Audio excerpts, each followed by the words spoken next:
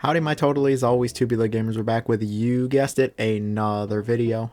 I got another 3D platforming video. Yep, I'm not done with these just yet, and today we're going to be talking about the worst 3D platformers that I've ever played. Now, I've played a lot of 3D platformers. Obviously, I haven't played every single one of them, but I've played some real crap. And I'll be sharing my thoughts on them today. As always, please let me know down below of any games that I might be missing. In this case, games maybe I should avoid. Or I guess just some 3D platformers that you didn't care very much for. As always, this is just my own personal opinion. You can agree, disagree. Let me know how you're feeling down below. I'm always lurking down there. Let's get a discussion going. I will throw it out there that I have not tried Balan Wonderworld. I just have had no desire to ever try it, and so don't expect to see it on this list. I got no experience with it, and that sounds good to me. And so with that, please like, share, comment, subscribe. Got the Patreon and the super thanks. Any support is truly, and I mean truly, greatly appreciated. Major shout out to all of my patrons. Love you all very, very much. And so with that, let's get to the games with number 10. So sliding into last place, or I guess in this case the best game of the entire list, is Crash of the Titans.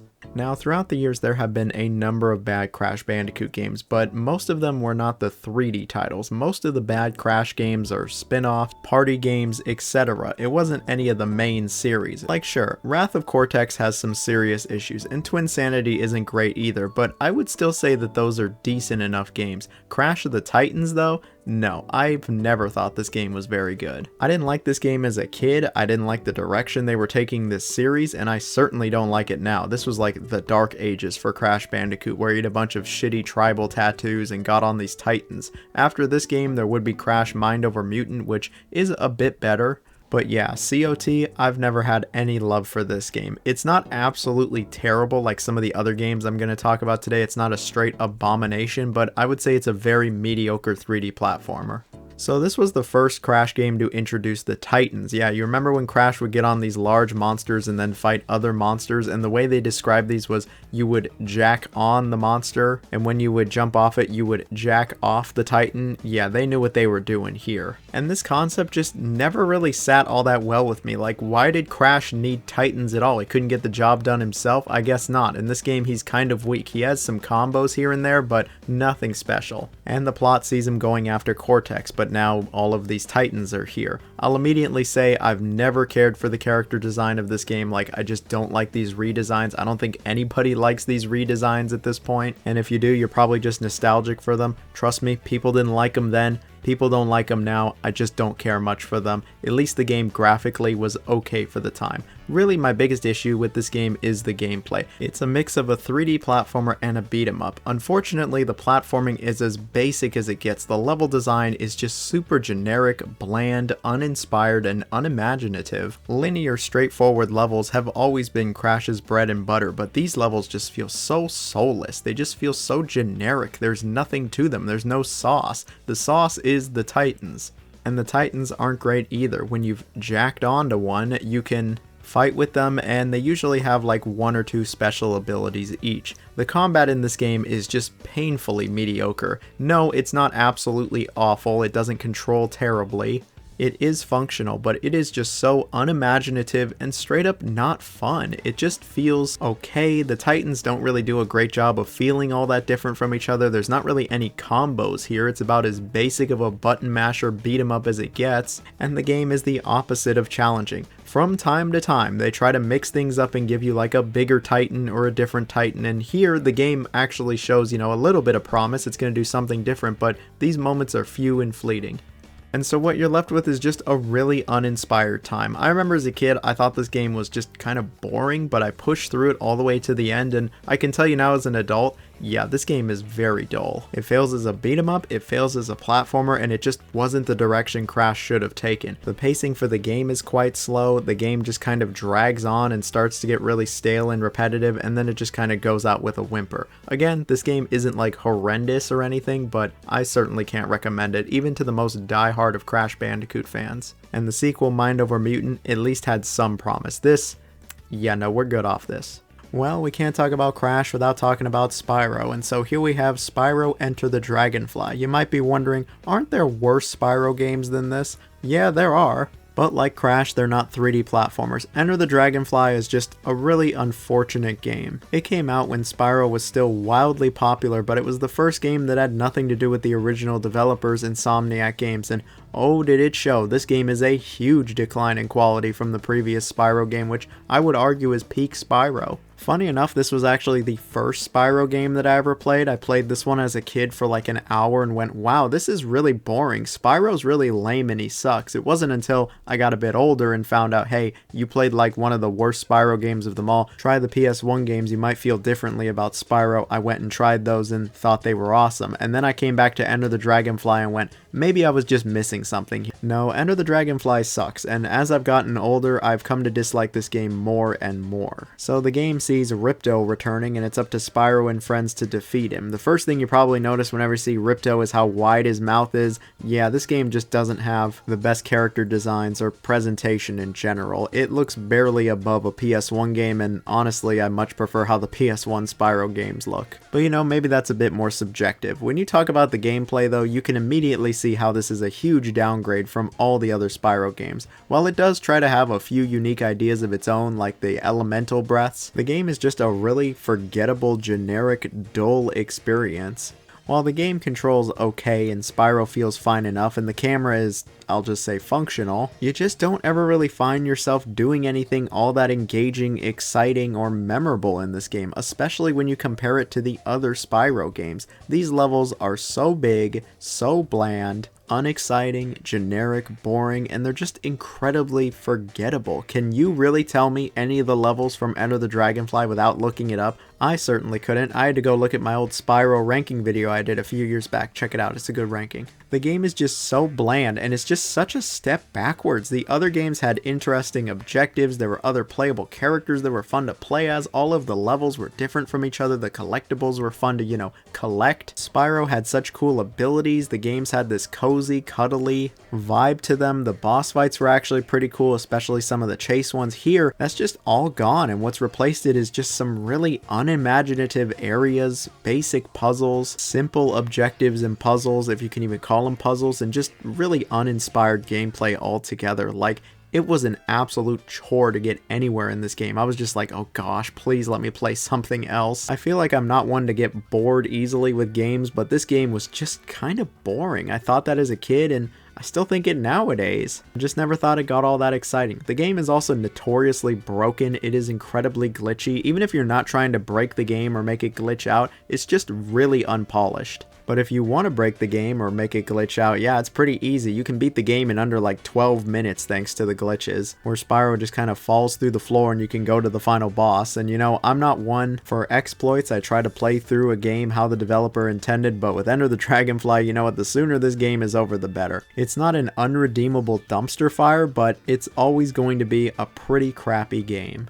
So here's one you might not have heard of, SpongeBob Hero Pants. So do you remember that SpongeBob movie from like 2015 where they eventually went to the real world and were like all muscular and powerful and stuff? Not the episode where they're superheroes. No, we're talking about the actual movie. I didn't think it was terrible, but it obviously was nowhere near as good as that 2004 movie. Anyway, they made a movie tie-in game for the Xbox 360. And remember, this was in 2015, like 2 years after the Xbox One and PS4 had come out, but I actually played all the way through this game. I wanted to rank every single SpongeBob game. I have ranked them all now. That's a very good ranking video in my opinion, but that's besides the point. SpongeBob Hero Pants is one of the weakest SpongeBob games that I've ever played. It's certainly not the worst, trust me, there is much worse than this game, but this is not a good game by any metric. So a few years prior to this one, there was a SpongeBob game released known as Plankton's Robotic Revenge, and this game is basically more of that, but they somehow made it worse. It's easy playing as one of several different SpongeBob characters of your choosing. You can even play through the game cooperatively, but it doesn't matter how many people are here. This is one of the most uninspired, soulless 3D platformers I think I've ever played. Sure, the controls are fine enough, and the feel certainly could be worse, but holy moly, this is as bland and generic as it gets. This doesn't even feel like SpongeBob. These levels feel randomly thrown together. There's no rhyme or reason for anything. There's no set pieces. There's no iconic moments. There's nothing here. You just kind of jump around on these rather large platforms, occasionally beat up some enemies, do that for like 2 hours and that's the entire game. It's as simple as that. To say that it's generic would be an understatement. There's almost nothing here that screams SpongeBob. Sure, there's some SpongeBob characters and you might be underwater, but there's just no SpongeBob sauce or spice or flavor or whatever you want to call it. Now I'm just thinking about food. There's no Krabby Patties here either. There's just genuinely some of the worst level design you'll find in any 3D platformer. Like, it doesn't get any more basic than this. This feels like it was made for actual babies, like Goo Goo Gaga baby. Anyone after the age of 4 isn't going to find this level design good, and this combat is just so unbelievably basic that I'm surprised it even exists. Like, there's just nothing here. There's no substance to any part of this game. I wouldn't be surprised if it was just thrown together in under 6 months. Like, it is that short, that unremarkable, and just that lame. I remember playing through this back in 2015 and going, wow, this is not just bad, this is really bad. Like, licensed kids games used to be much, much better than this. Battle for Bikini Bottom, the SpongeBob movie game, and now the Cosmic Shake, 10 times better than this. This game is just laughably bad on so many levels. I absolutely don't recommend it to even the most die-hard of SpongeBob fans. So the next game we have here is one that people might have some nostalgia for, and that is Earthworm Jim 3D. Now, I haven't played all that much of Earthworm Jim 1 or 2, but I can absolutely understand why people enjoy those games. They're weird, wacky, they're memorable, they control well, they're challenging, and they have a great sense of humor. You always hear people going off about how great Earthworm Jim 1 and 2 were. But what about Earthworm Jim 3D? Well, there's a reason you don't really hear anybody talking about this one, especially not nowadays. Earthworm Jim is just one of those series that didn't have a very good transition from 2D to 3D. The game had a notorious development cycle because the developers just couldn't really figure out how Jim would work in 3D, and this game, yeah, it just kind of falls on its ass. While it certainly has the look and style of Earthworm Jim, it's got the attitude and sense of humor that the series is known for. When it comes to the gameplay, it pretty much just falls apart. Sure, it might have the charm of the old ones, and the animation might actually be pretty decent, but when it comes to controlling this game, oh, it is just a nightmare. The camera, as you can probably tell, is just way too close to Jim.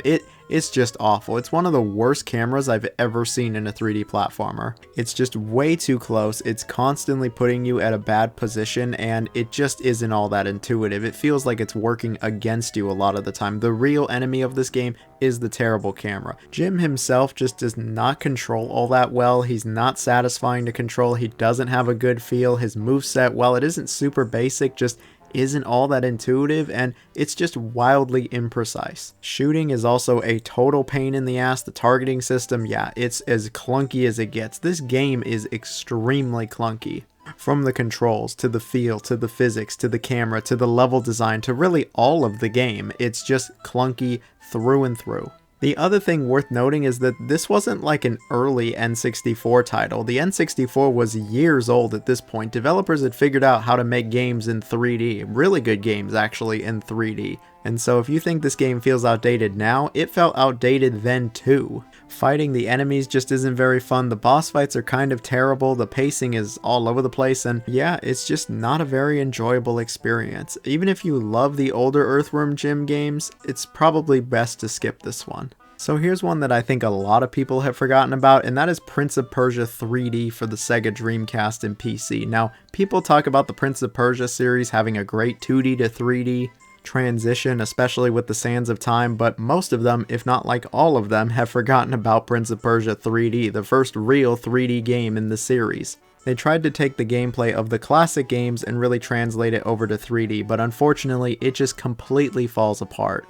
While the game does a pretty good job at capturing the vibe and atmosphere of the original two Prince of Persia games, when it comes to actually, playing the game, it's just kind of a train wreck. When this game came out in like 2000, it was already considered dated. Nowadays, oh yeah, this is aged like bitter milk. Ugh, it's aged terribly. I think the best comparison I can make as to how this game plays is the older Tomb Raider games, but the older Tomb Raider games are way better than this. Those games have aged like a fine wine compared to this game. The controls are terrible. They are just wildly unresponsive. You'll never have a good grip on the prince. He'll do things that you're not telling him. It's clunky, it's stilted, it's awkward, it's incredibly stiff, and above all else, he just doesn't feel good to control, which is like a cardinal sin for a 3D platformer. And the level design is not doing this game any favors either, with way too many precarious jumps. The camera is just downright terrible and doesn't give you enough information, and it all led to just unnecessary trial and error. There is some combat in this game, which is a little better, but that's not really saying much. This game was just not enjoyable in like any sense. I remember when I wanted to make my Prince of Persia ranking, yep, I'm plugging another ranking video here, but I'm really proud of that Prince of Persia one. I went back and played this game and just went, wow, this is not good. I've struggled plenty going back to games like this, the old Tomb Raiders, those old Indiana Jones games, but those are leagues above what Prince of Persia 3D has. There's a reason people say Prince of Persia had a pretty good 2D to 3D transition, because they actually forgot about the first real transition, which is this game, and you know what? It's better left forgotten. Sands of Time is a million times better than this, and was exactly what this franchise needed, because 3D, this ain't it, chief. Alright, so now we're going from bad to really bad with Shrek Extra Large. Now, like everyone else, I love Shrek, especially Shrek 1, fantastic movie. And so naturally, when I was younger, I was given a Shrek game. Thankfully, it was Shrek 2, which is a great game, but I was also eventually introduced to Shrek on the Xbox and the GameCube port Shrek Extra Large, which is the version that I've put the most amount of time into, and wow, I am really glad I was given Shrek 2 as a kid and not this. This is genuinely like one of the worst licensed games of the 2000s, and that is saying something. There's some real crap out there. There was Catwoman, there was Charlie's Angels, there was some real stinky turds out there, and Shrek Extra Large belongs with them. This game has essentially no redeeming qualities. Now, when Shrek was originally released for the Xbox, it was actually considered a bit of a technical marvel. It had some really impressive lighting and environments, so when it was ported to the GameCube, naturally all of that was taken out. And then you quickly realize that was like the only good thing about the Xbox version, was that it actually did have a decent presentation. The GameCube version, yeah, it doesn't look very good, and Shrek looks kind of messed up, especially in the face. When it comes to the story, it doesn't actually retell the events of Shrek 1. It tells its own unique story, and it's kind of shockingly bad. None of the memorable Shrek characters show up here at all. None of Shrek's friends or enemies or even the other people he interacted with. Donkey is on the cover of the game, and he's actually not in the game at all. But okay, all this wouldn't really mean all that much if the game was still fun to play, so is it fun to play? No, it's not fun to play at all. This game feels like it was just thrown together and it's being held in place with duct tape, barely functioning at all. And this is the re-release that came out after that original release. They could have really fixed some things here, but no, it's still terrible. The worst part of the game is easily the controls. The controls are so slippery. Shrek is so imprecise, and the game expects you to do lots of precise platforming and movement. Like, he is just all over the place. He will slide like crazy, his momentum doesn't make any sense, he'll randomly gain a bunch of speed, the jumping doesn't feel good, the physics are just all over the place. Yeah, the controls are like as bad as it gets for a 3D platformer without being just completely broken. The level design is not at all intuitive of these controls either. There's some big, empty, bland areas to run around in, and these are just kind of whatever, but then the game regularly expects you to do all these precise, specific jumps, and yeah, it's about as frustrating as you would expect. I remember trying over and over and over on some of these jumps, and just really struggling because of the controls being so all over the place. I'd either overshoot it, I wouldn't jump far enough, I'd land on it and slide off, like, it just never ended. I remember getting so annoyed with the platforming in this game. The objectives you're given really aren't anything special either. They're not all that Shrek themed, they're just kind of generic. You run around in these open areas and collect things or do things for people. There's some combat or whatever, it's just bad. This game in general is just bad. Is it the worst Shrek game of all time? I don't know, I haven't played all the Shrek games. That is not one ranking video I can push on you all. I have not played even half of the Shrek games. I don't have any desire to try any of them that don't have the number 2 in them, and yeah, that's where we're gonna end things here. Shrek Extra Large is not an onion. There are no layers to this one. It belongs in the stinky, poopy swamp. Oh boy, you knew a Sonic game was coming at some point, so which is it? Yeah, I'm going with Sonic Boom Rise of Lyric. It's not even close. While 06 is dog crap, this is easily the worst 3D Sonic game of them all, and there's no revisionist history for this one either. No, what do you mean? This game's always been good. This game's always had so much to it. No, Sonic Boom Rise of Lyric really does not have anything going for it. Even at its very best, it still makes 06 look pretty good. The story is terrible. The gameplay is even worse. The presentation and stability of the game is somehow even worse than that. When it comes to the story, it is based off of the Sonic Boom cartoon, and it sees Sonic and friends going up against Lyric after they accidentally wake him up. The game is just full of cringe, unfunny moment after unfunny moment. The writing, the dialogue, the story is just not very good. And when it comes to the gameplay, it really does not fare any better. While there is some occasional high-speed action and platforming, a majority of the game is much slower than any other 3D Sonic game, and it's all about exploration and combat and puzzle solving, where you get to switch between Sonic, Tails, Knuckles, and Amy, all with their own unique abilities and skills, and yeah, it really just doesn't come together. The controls are not good, they're not intuitive, they're not responsive, and it's just not fun to control these characters. The physics aren't very good either. When it comes to the actual level design, it's just really bland, uninspired, and it feels like they were just allergic to creativity when they were working on this one. Like, this game just doesn't have anything going for it when it comes to the level design or puzzles. You've seen this kind of level design or puzzles in dozens, if not hundreds of games, and you've seen it better in dozens or hundreds of games. The game just doesn't have a creative bone in its body, and it just feels like it's more of a struggle to play through the game than anything else. One of the reasons it feels like it's a struggle is because the game just runs terribly on the Wii U. It runs on the Crytek engine of all things, and the system can just not handle it with a really choppy, inconsistent frame rate throughout, especially once the high speed stages or areas show up. The game is also very buggy and unfinished. It's got glitches up the wazoo.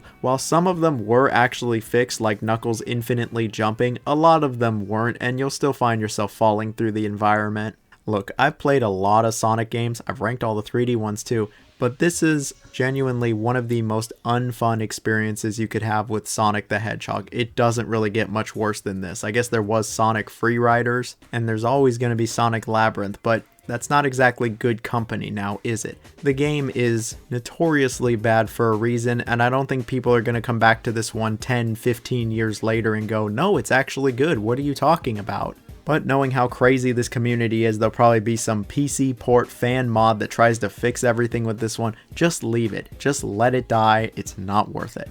Okay, at this point, we've gone from the crap in the toilet to just into the pipes. We're in the sewer line at this point because we have Ninja Bread Man. Now, you probably don't remember this one. It came out at the height of Wii shovelware. I remember seeing this one at Walmart in the bargain bin and going, how bad could it really be? It looks really stupid, but it's like $2. Oh, if only I knew. At the time, this was the worst game I had ever played. It was like the worst game I've ever gotten from a store.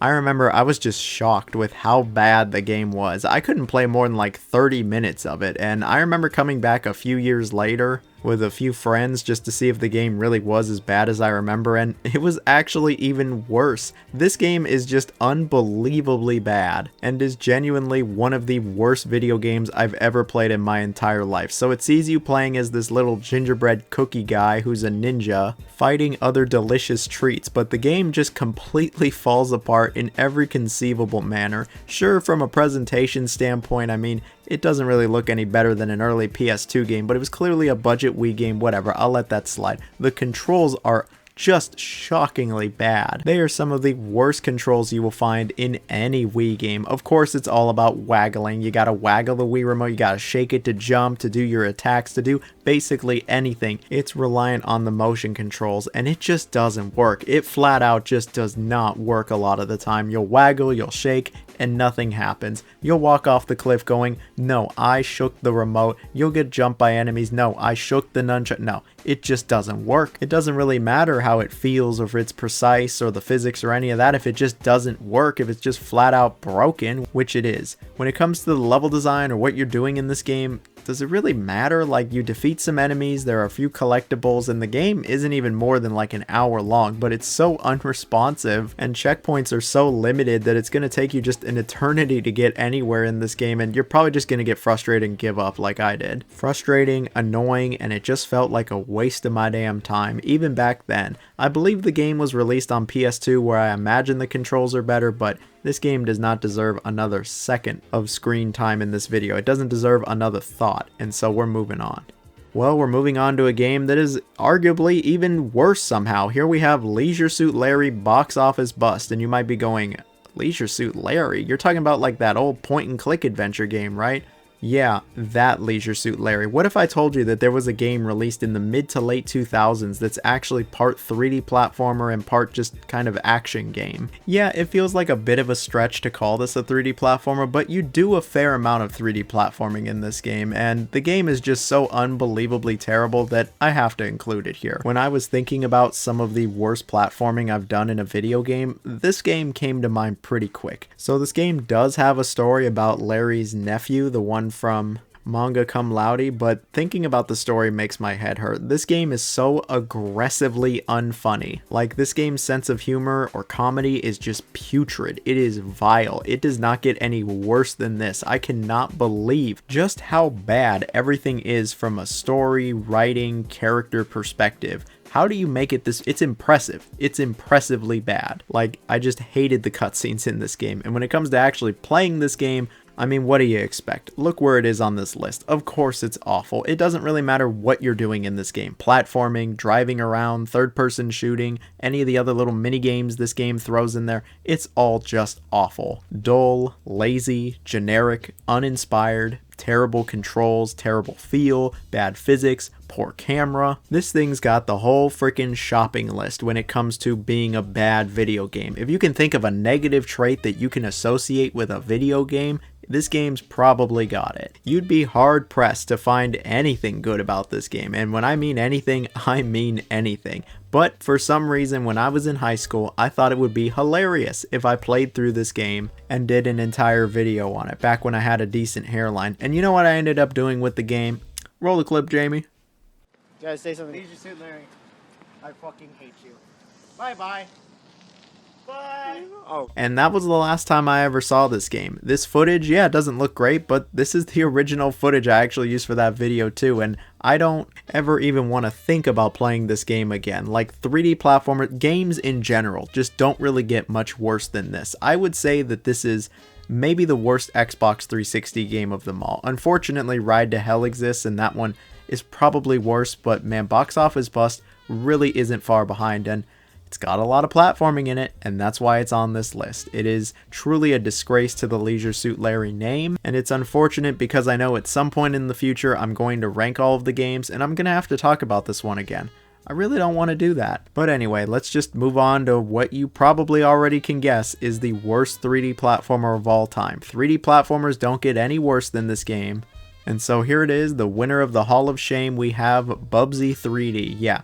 3D platformers just, in my opinion, cannot possibly get any worse than this game. I mean, Bubsy 3D is a very infamous video game for a variety of reasons. You know it's bad, I know it's bad, I could spend the next 10 minutes telling you why it's bad, but I'll keep things pretty brief here. To start with, you hate Bubsy, I hate Bubsy, he, she, they hate Bubsy. He's just one of the worst characters in video games. It's kind of funny though that he did come back. He's unfunny and annoying, but when it comes to actually playing his game, it only gets worse. The controls are just dog crap. Like trash can on fire bad, the trash bag full of poop on fire bad. It really doesn't get any worse than this for 3D platforming controls. It's stiff as hell, it's unresponsive, it's imprecise, it feels like you're controlling a tank out here. It doesn't have a good flow or feel to it. The physics are terrible. It doesn't have anything even close to neutral, let alone good when it comes to the controls. The camera is unbelievably terrible, putting you at this weird fisheye view. Jumping on enemies is a real pain. The level design is just borderline nonsensical. You just kind of run around these empty areas with a bunch of primitive, unfinished looking shapes. There's some underwater levels, and yeah, the game just gets worse and worse the more you play of it. It's also so bad and so broken that it becomes challenging to play through.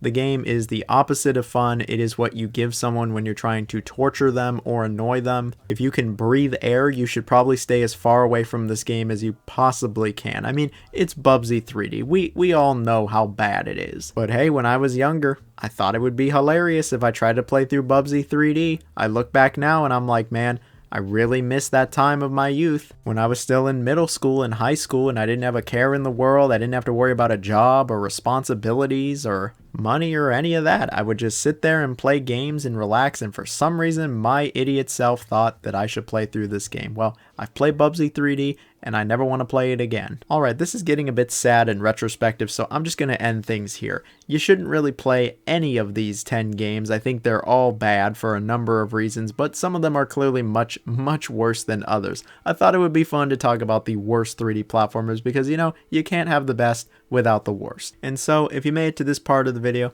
I hope you enjoyed the video. Thank you so much for watching. You're a real one, and if you're a real one, you should comment that you're a real one with the code word cake, because I'm gonna go get some cake. I'm giving myself a little treat after recording this audio. I had a long day at work today and I still recorded an entire video. I'm giving myself a pat on the back. I'm rambling at this point. Have a safe rest of your day. Hug your loved ones and go eat something tasty. Do it for me at least. Alright, bye-bye now.